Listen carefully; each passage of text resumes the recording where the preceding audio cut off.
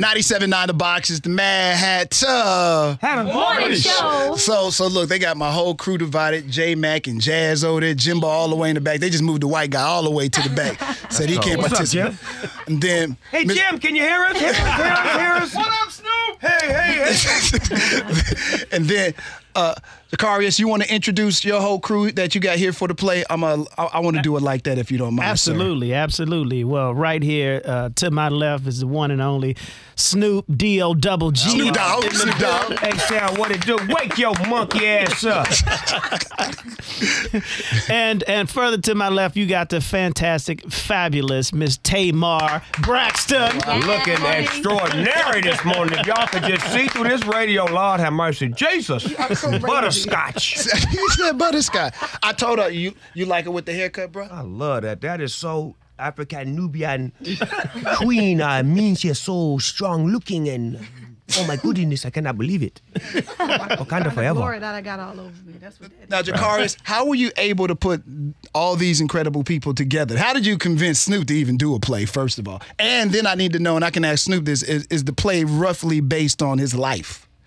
Yeah, well, let's start with you first. But let me start with you first. So Snoop and I met at Set It Off. Yes, sir. Yeah, they Set It Off in L.A., and he was front and center, having a blast. And I came backstage. We got a chance to rap, and then I went to his compound the next day. Well, he threw a party. Like, this is when I knew his work ethic was ridiculous, because we went to the play. He threw an after party. The damn party never ended. It just I just went in. He has this room with all of these like massage chairs and all. I just remember waking up. I don't remember falling asleep. I just remember waking up. And then a few hours later, we were in a meeting rapping about doing this project together, and that's how, it happened really, really fast. And like I say, Snoop is an incredible guy, an icon, and to see Set It Off and feel that what he saw on the stage, that he wanted me to bring that kind of magic to something that he wanted to do. I was just honored and blessed to be in business with him. Now, Zacarias, did you know that you wanted to do the play with Snoop, or did Snoop come to you and say, I got an idea for a play? Well, I think Snoop had an idea. Mm-hmm. So I think what I am is kind of a vessel to help him realize, an idea that he had. Mm-hmm. He has a very interesting journey. Gangster rap to gospel. Yeah. And it's a very challenging task to encompass all of that. Mm-hmm. But I'm pretty sure we have successfully done it in an amazing way. So he had an idea, and again, I was just the guy that he chose to fully realize that idea and do something very different than what he had done in the past. Snoop, is this roughly based on your life? A lot of it is personal, and a lot of it is just general, meaning that a lot of it is mine, and a lot of it is yours, because it's based off of, general relationships, general love, general life, and things that we go through, whether you're successful or not. It just so happens to be that I'm successful. So I laid a little bit of my life in there because I felt like it was necessary. I felt like you should understand the intricacies of me and my wife, what I go through behind the scenes, what you don't see, the backbone, the strength, you know what I'm saying, the one that matters the most. And then I have an angel in my life that looks after me, that, protects me and, makes sure that I'm good. That's the role that Tamar plays. So we got this thing broken down into a real feeling, the way it really feels like my life. And it's crazy because I'm reading the script and falling in love with the lines, and I'm like really stepping back looking like this is a great piece of work that Zacarias wrote. He wrote the hell out of this. It is written professionally from the paper. You can feel it from when I was sitting down at the table to standing up on stage doing it. I can't wait to see what it look like. I'm mad a minute because I don't get to watch it. That's real. I like that. So how did you then decide, Mr. Johnson, how you going to get all these other players to piece around Snoop Dogg? Because this is a person, it's not hard. It's hard to cast, who going to roll with Snoop Dogg in the story and be able to pull it off. Mm-hmm. Well, Snoop and I discussed a lot of it, and with Tamar, I had a wonderful meeting with Tamar at the Beverly Hills Hotel. At the Beverly Hills Hotel, and we just jailed right out the gate. I mean, we had a great time, and she's just such a beautiful and wonderful person. And so we just agreed at that moment, we want to be in business together right away. And so we jumped in, and this was the project, right? This was the one that was there right now. And I told him to get her. Yeah, he did. Get her. Get her. Yeah, he did. He was Get her. like, You get her. better not let her out that room till you got her. So Snoop, what was it about Tamar that you had to have? She is the SHIZNIT. The shiznit. Point blank. She can sing. I love her personality. I love her spirit. She's jubilant. She's just like me. Like, I'm like her. Like, we fun. Like, when people was asking in the beginning, how y'all gonna work together? How's it gonna work? I'm like, she's just like me. We both full of fun. We love to be the life of the party, and we love to entertain. So it's like, it's a great energy when we on stage together, as far as like when we not working and when we are working. It's becoming a brother-sister relationship that I never had a sister in my life. I grew up around all boys. So this is like the first sister that I'm actually, other than Rage, that I had that's like a sister to me. And it's like, it's becoming that because we depend on each other on stage. Why they think that it was going to be a problem between y'all two? They no one could see chemistry, or I don't know. You know how black folks think. I mean, I think that, I'm also slick. You know what I'm saying? And I think people turn that into a bad personality, and that's not what that means. It just means that, your mouth's slick, you have a good time, and it's, I think, misinterpreted sometimes. you think people think, oh, she's so much of a diva. I am not. I wish I was. She is not a diva. Not at all. I thought in my mind, the way they perceived her and put her perception out there, I thought she was going to come as a diva. I ain't seen a diva yet, but she's looking like a diva today. I'm not going to say she don't look like a diva, but she ain't been acting like one. I've been more of the diva. You get it? Snoop, how are you've been able to survive so many years, and it seems that you can do whatever you want to do. You can say what you want. Many artists can't say what they want to say, and there's a price to pay if they say it. Right. You can say whatever you want to say while smoking weed, can say something about white folks, can say something about politics, and then you can still drop a gospel record, flip it, and still come back and do some gangster whatever. Do movies, do TV, and everybody still loves Snoop Dogg. Democratic, Republican, white, black, Asian, Hispanic. How is it a plan? That's really, I'm like, how is he able to get away with doing so much? He can do whatever, because every artist can't do what you do, Snoop. They can't say what they want to say. Like I said before, there's a price to pay for a lot of artists. True. So why are you this gifted to be able to move between all these worlds? I don't think it's a remedy or a script to it or anything. I just think it's truth. I stand on top of truth. And I believe that God uses me. I'm one of the people that he using. You don't get this power based off of waking up, doing push-ups, or reading a book. This is an intervention. This is something that I'm being chosen to do. And I'm given the ability to use my talents and my light to shine, to bring different scenarios to the light. And everything that I do, I feel good about it because I don't ever plan it. So I know that it's God's plan. So I'm just rocking and rolling with it. And I can't tell you, look, you got to go eat this or do this, and this is how success comes, and this is how you last long, and you got to. I don't got no plan. I don't got no script. Right. I'm spontaneous. I'm on the spot. I'm ad-libbing as I go. So there's no plan. And is there ever the idea that you may not be able to get away with something? Man, if it feel good to me, it must be good for me. Yeah. No, that's real. He lives by that. That's real. And Tamar, that's almost the same for you. You do and say, you're another person. You do and say what you want to say all the time. And usually there's a price to pay for the individuals that do and say what they want to do. Like you said, some people might have, Tamar's a diva, or Snoop Dogg is this. But, some people, they're able to still move in different worlds no matter what. Well, the proof is in the pudding. You know what I mean? Like, you can say whatever you want and stand by, whatever that comes out of your mouth. And I agree that you should stand by what comes out of your mouth. Right. But, it's the work ethic that's behind it. You know what I mean? Why would you be a slick talker, or why would you be a person who is always in the news with something that you say, and your work is not, equated to that? Right. It doesn't make sense. You might as well get out there and work and say what you want to say.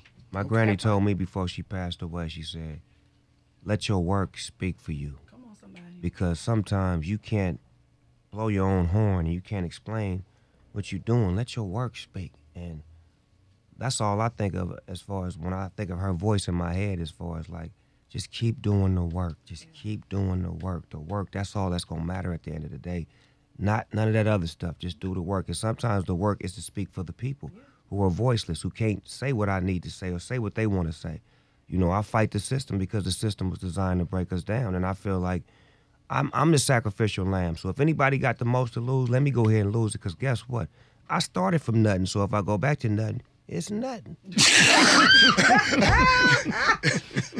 That's poetry right there. Now, let me ask this too, Snoop, because how do I put this? You not touchable, but you still come across every day. Look, we know that Snoop Dogg is wealthy, but you still come across as a regular guy to people.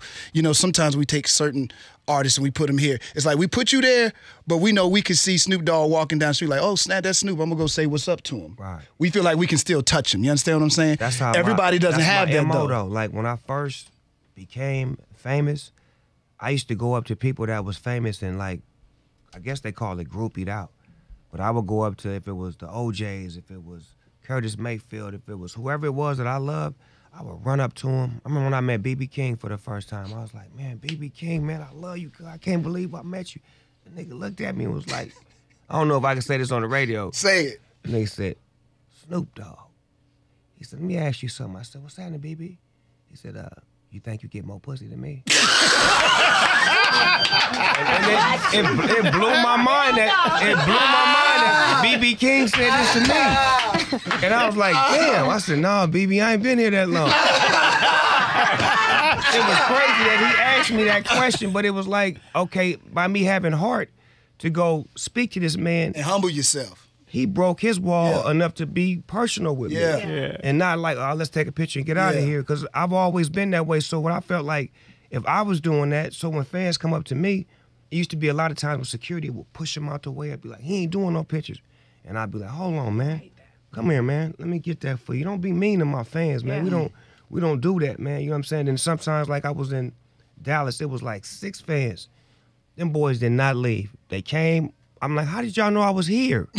I was kind of mad, right? I'm like, you know what? Okay, cool. I'm going to sign that when I get down. I came down. I got them late. I'm going to get it when I get back. They still there.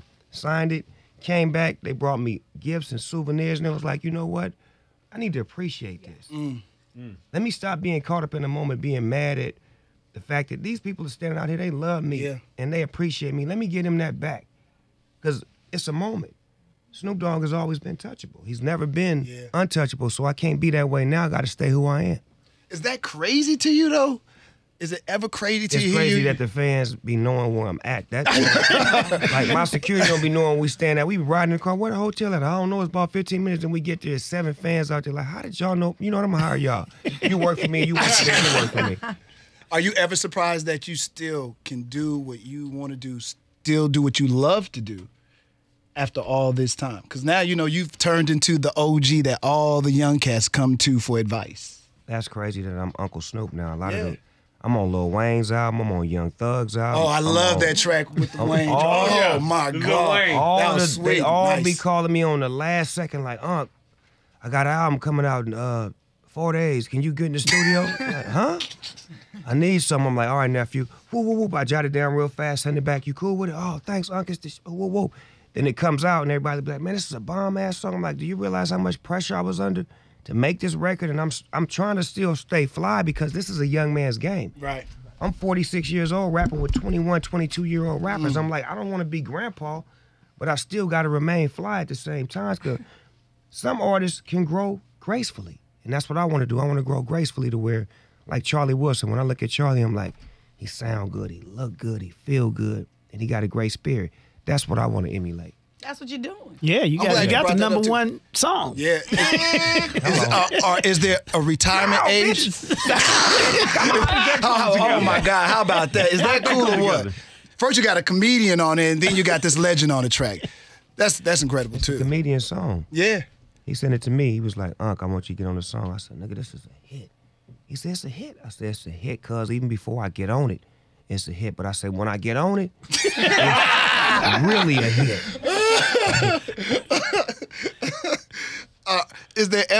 Do you ever look at it saying that you have a time limit on, because you know every rapper's gone through the I gotta retire, because we ain't really used to what's next for us. You know what I'm saying? When we was growing up, mama and daddy, they had their artists. They get to an age where, you know, they got to retire, something like that. Y'all the first generation of this, or kind of like the second generation, but the first successful generation of hip hop. And everybody tries to usually retire other artists. I never really ever hear your name mentioned, Snoop. I like to use for an example like Will Smith, Ice Cube. These guys was rappers first. Yes, sir. But you forgot that because they put their other business on top of that. Like, you don't have to just stay in one lane. I'm a rapper, but that ain't all I do. This play that we bring into the stage is going to illustrate the fact that I'm more than a rapper.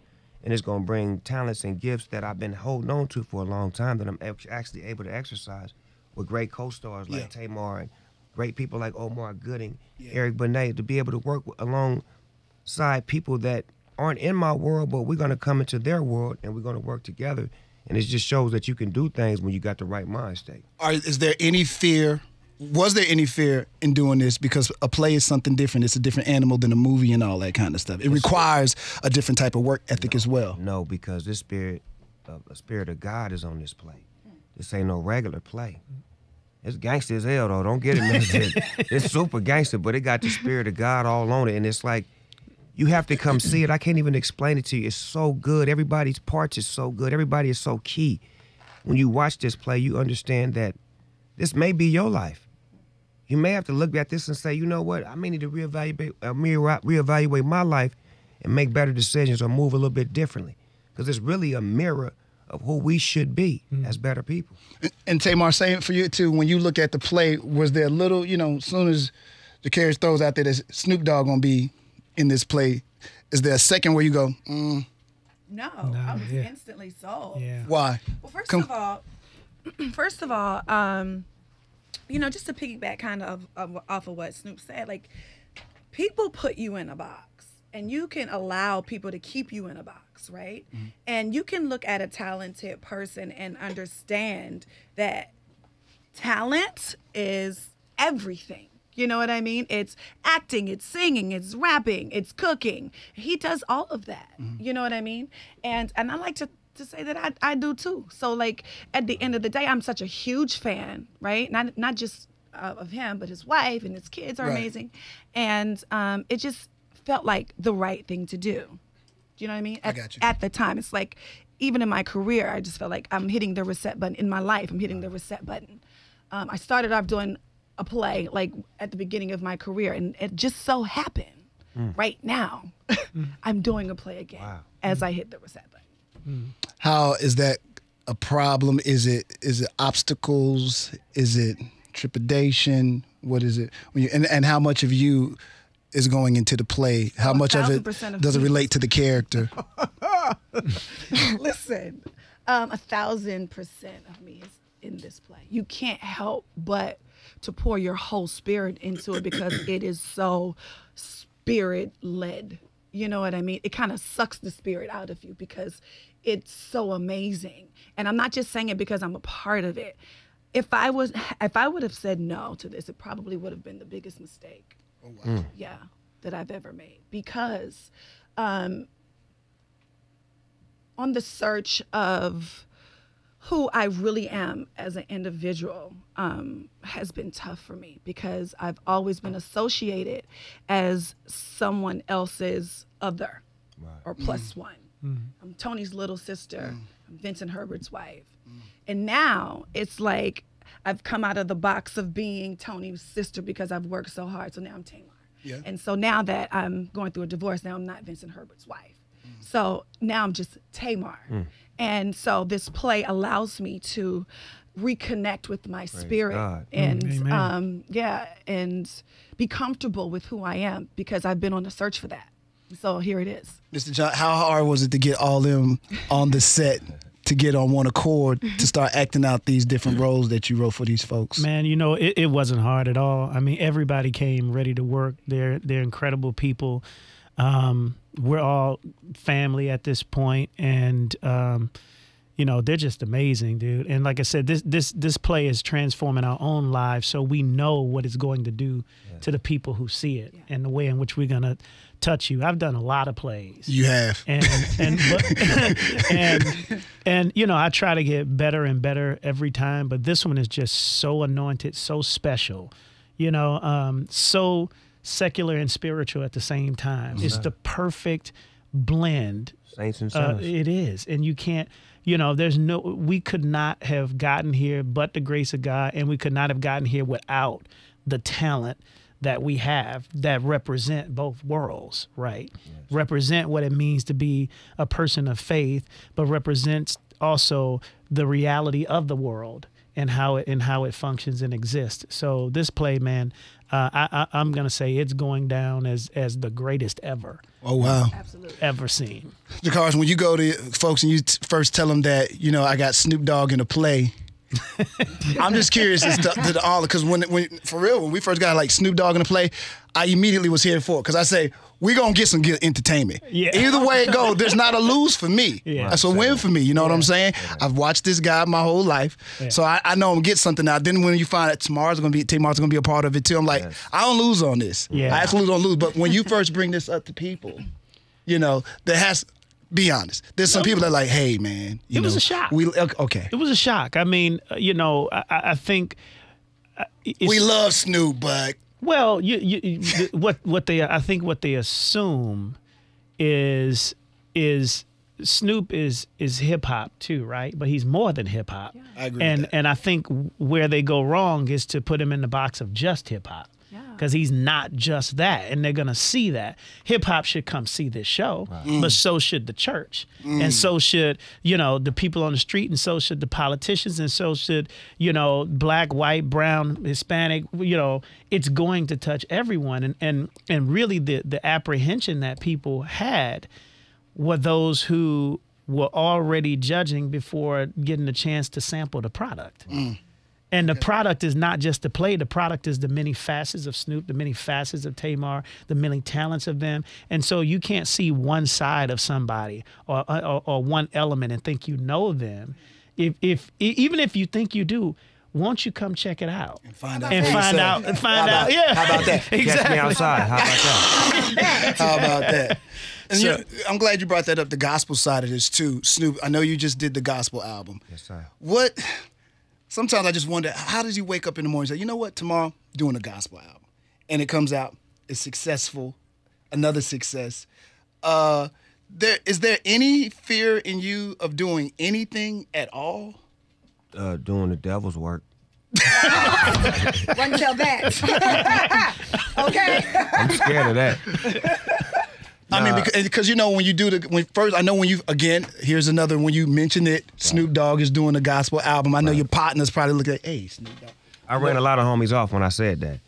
But I brought a lot of people around me that I needed to have around me. Like when you mention God and you mention doing the right thing, whoever ain't right ain't gonna be around you. Yeah. And I needed that. You know what I'm saying? It didn't break my heart. It made me feel better that you didn't want to be around me when I was growing and changing and doing the betterment of me and trying to enlighten the world. Yeah. That project was about the world in general. It was so much negativity and so much violence, so many shootings and kids being killed, and it was just so much energy that was negative. I had to do it. I felt like my voice was necessary to do it, so I grabbed some of the greatest gospel singers in the world. You did. The big ones. I'm like, how did he get him on this? Because they looked at my spirit. Yeah. They didn't look at my music. They looked at the spirit. They said, man, this brother's been doing work since he's been in the game. The community work, the football league, all of the stuff that I do that I don't want cameras on. That really matters. And they was like, you know what? He's actually doing God's work. The last I checked, God's people were supposed to go to the streets and get them to come back home. Not just sit in church and be holy. Still be kind of preaching all the cool, dog. I'm telling you. I'm just being real. It is real, though. It's a brainwash if you don't know, because they'll make you feel like if you don't go to church, if you don't do this, you're bad. No, hold on, homie. I'm pushing God's word more than you. Because when that building is closed, what are you doing? That's Sunday. You judge. I'm from Sunday to Sunday. I get out. Right. Now, don't judge me. Brother Hatta. I was not judging. Brother Hatta, we like to see you behind the church, deacons and ushers. Oh, and I got to mention, because I know you are always outspoken. This is what you got to love about Snoop. He's so outspoken. So, brother Kanye, I saw you. I have to mention it. I gotta mention it because he won't stay out the news. Snoop, I'm sorry, Tamar. He won't stay out the news. We made up. Between I did. That's what I'm about to say. That's he what had on you had your Snoop shirt Dogg on. shirt Right, with right. a Make America Great Again hat on. So I gotta get it. The message is getting across. It's halfway home. Hold on, listen. Let's hear him out. Let's hear him out. Look, from the neck down, he got it. He just needed to check up from the neck up. So, do you really forgive him? Even I saw the caption said forgiveness is key. Do you really forgive Kanye? I don't hate Kanye West. I don't know why people thought I hated him. I hate the fact that he's being brainwashed and he's being used because he has so many people that love him, that follow him, and he could really taint the understanding. You understand what I mean? Because when we have that powerful position, people believe in us and they follow us. If I just decided to say one day, I hate these people and I want to do this, it's a million people that's going to follow Snoop Dogg just because he said it. Yeah. Whether he right or wrong. Yep. But if I make conscious decisions and do things the right way, it's going to be a million people that's going to think and be conscious. We have to understand that. And it's not me being mad at him. It's me being mad at the system for using him and he not having smart people around him to see that. But now he back in Chicago around some, let me say this, niggas. So his game is starting to get reloaded and reshuffled because the Chicago people like, nigga, what is you talking about? Slavery was a choice. Nigga, I slapped the shit out of him. What's that? You remember what our great-grandmama and all them went through? They shaking him up right now. Right. And then he getting the reality of, I can't say it, but his wife has a past. And it's catching up to her because you can't erase your past.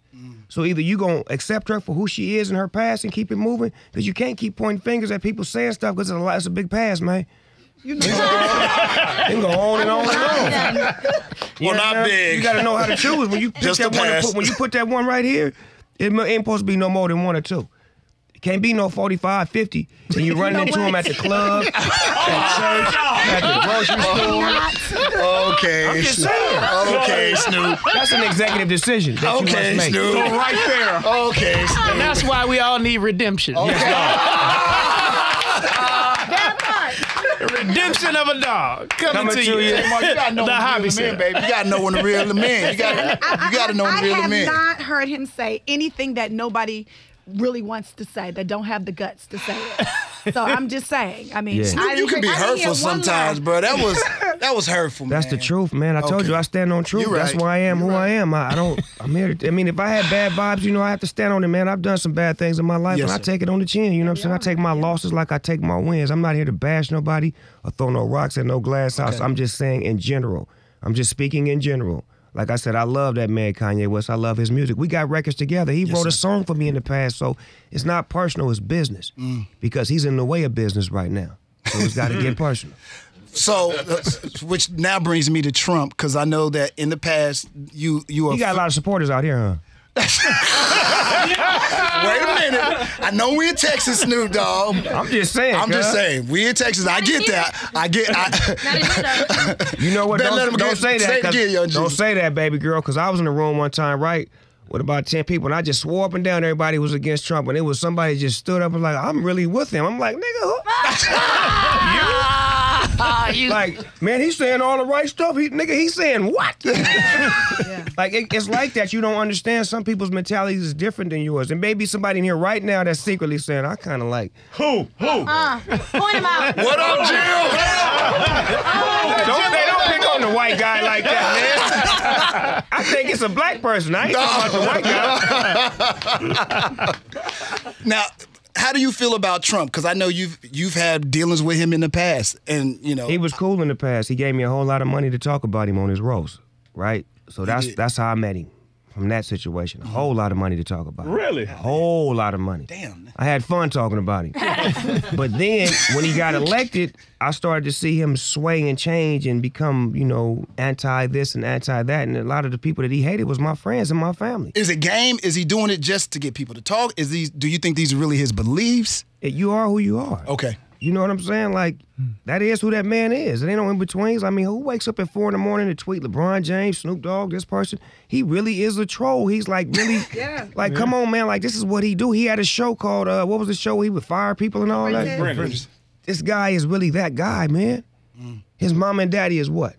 KKK. Right? Okay. Right or wrong?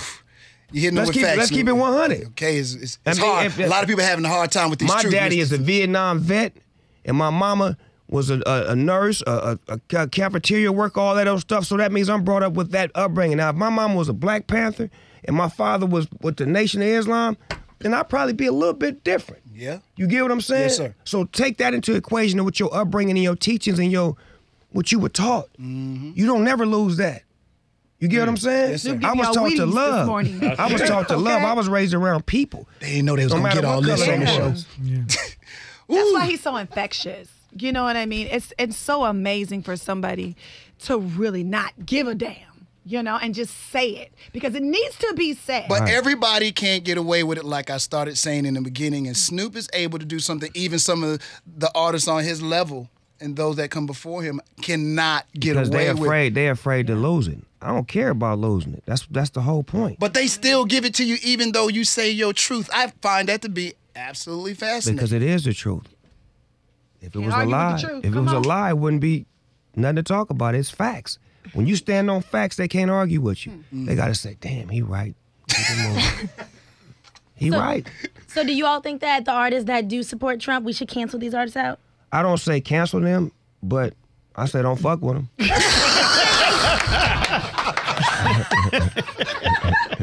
Who are they? Have they talked about it though? I mean, we already canceled Kanye. I'm gonna be honest. I've canceled him. Snoop thinks Kanye coming back home. He was one of my favorite artists. He is. He gonna come back. No. He said he's surrounded by a new crew of people, Jazz. He'll be back. He just was talking about There's an album to promote right now. Amendment yesterday. I'm sorry. Okay. He's still lost, baby girl. You understand? He needs some real medication, and he needs some real intervention with some people that really love him, that don't love his money and love his fame, that really love him. I got people in my life that really love me. My wife, my kids, my mama. You know, his mother passed away too, so I take a lot of that into the equation that, you know, when you have a mother and you and your mother are so close and your mother gone, man, that's a blank spot. So he's searching for that right now, and I don't believe that where he is the comfort that his mother was giving him.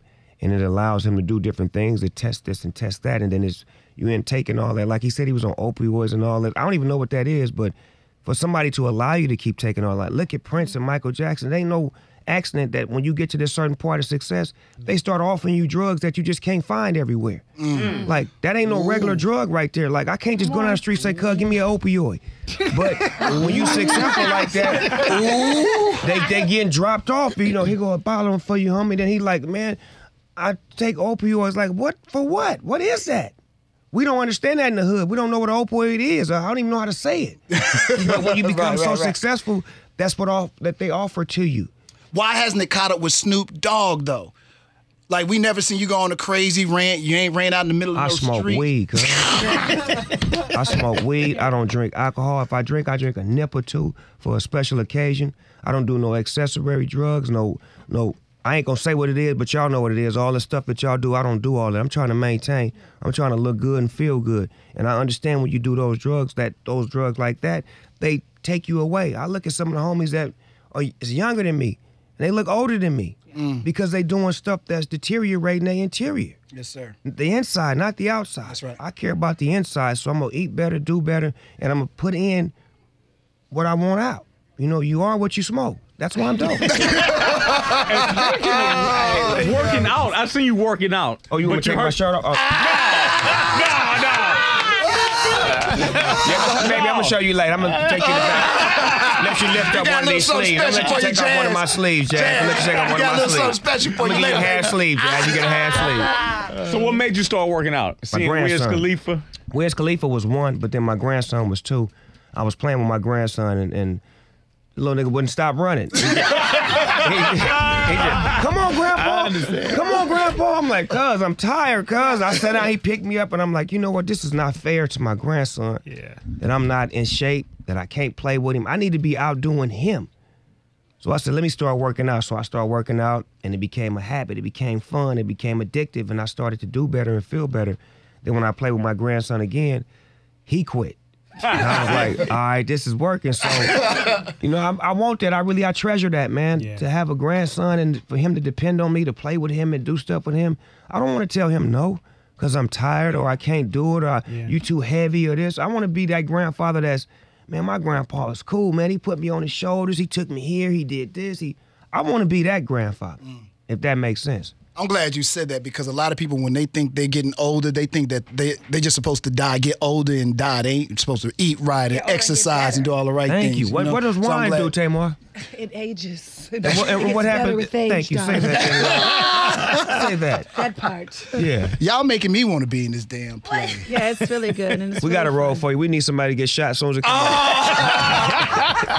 Somebody got to be the end that dies. It's a horror movie. We need somebody to die first. No, you know what? I love having both of y'all here. I love, Snoop, your honesty. Yes, sir. And the way you've been able to do what you do with no apology, because I think it gives other people hope, and it gives them, I should try to be as fearless as Snoop Dogg. Right. Although I know there are those that are fearful to be like Snoop Dogg. Just don't think about the consequences. Like, if you know you're right, why are you thinking about the consequences? Because they want to get paid, I only Snoop. think about consequences when I do something wrong. They're going to say you do it because you rich, you can do that. Nah, I do it because it's right. You know what I'm saying? And that's what it got to be. Let me take y'all on a journey real quick. I got to. Wow. Houston was the first place that actually paid Snoop Dogg to rap on stage. 1992, after Deep Cover came out. It was a place called the Box 99, a 99 Box. I don't know if y'all remember that. There was a dude named Tommy Bruno that flew me out here. And I only had one song, which was Deep Cover. I remember Tommy. And I was scared to perform because I only had one song and Dr. Dre didn't come with me. So when I get out here, they bring me to the radio station, I do an interview, and I'm getting love because people calling up here. So then when I go to the show, I'm nervous. So I get on stage, I only got one song, and I'm not even the whole song. It's me and Dr. Dre, so I'm trying to figure out what I'm going to do. So I end up doing the song, and they clap for me, and they like, do it again. I end up doing the song like 3 times that night. And the love that they gave me helped me to become a performer. Like on stage. I had never been on stage before. So now for me to come back with my first theatrical actual play debut. I like the way that. Yeah. It's the That boy good. That boy good right there, y'all. That boy. Look at God, boy. You So see if you was at that show, the full circle. you got to come to this show. And if you wasn't at that show, you still got to come to this show because it's that same spirit. It's the spirit of Houston showing me love, giving me a platform to be who I am. And I trust Houston. That's why we came here for the first date, because we feel like this was always genuine to me. And Houston, I love you, and I want to see y'all there. I don't think we should say anything else. I think that's the perfect, I think that's the perfect way to end this. I like the way your voice went in the daytime TV. We'll be back with more Madd Hatta. No, really, Tamar, I want to get you back up here to host the show tomorrow. The whole Do that. show. For real. She need her own time. Or at least. Why you putting me in her time zone? What's wrong with you? Huh? I'm acting like a manager now. What Snoop, the hell she is told me going you on was with late. You tried it. I try her all the time. He tried it. And what we never gonna do is go against each other. So don't even try to. I had to check. I had to check to make sure it was really fair. Oh, it's real. But you see what I did right now? You know how solid you really are. You should say, had a thank you. You know what I'm saying? Had a thank you. You see what I'm saying? Had a laid them out. He laid the cards out. I make sure that the family is really family. Cards on the table. You see what I'm talk about him behind his back ever. You don't have to say thanks, Snoop. Tamar, you don't have to say thank you. No, really, tell everybody once again why this show's important, why they need to be there. Tamar and Snoop, let's do this. Go ahead, ladies first. Well, first of all, you need to come to the show because if you miss the show, you've missed your life. You got to come get your life. And, I mean, that's just necessary. And it's something for everybody. You know, it's rap, it's singing. Snoop's doing a lot of his songs. There's a few of my songs that's in it. It's amazing talent.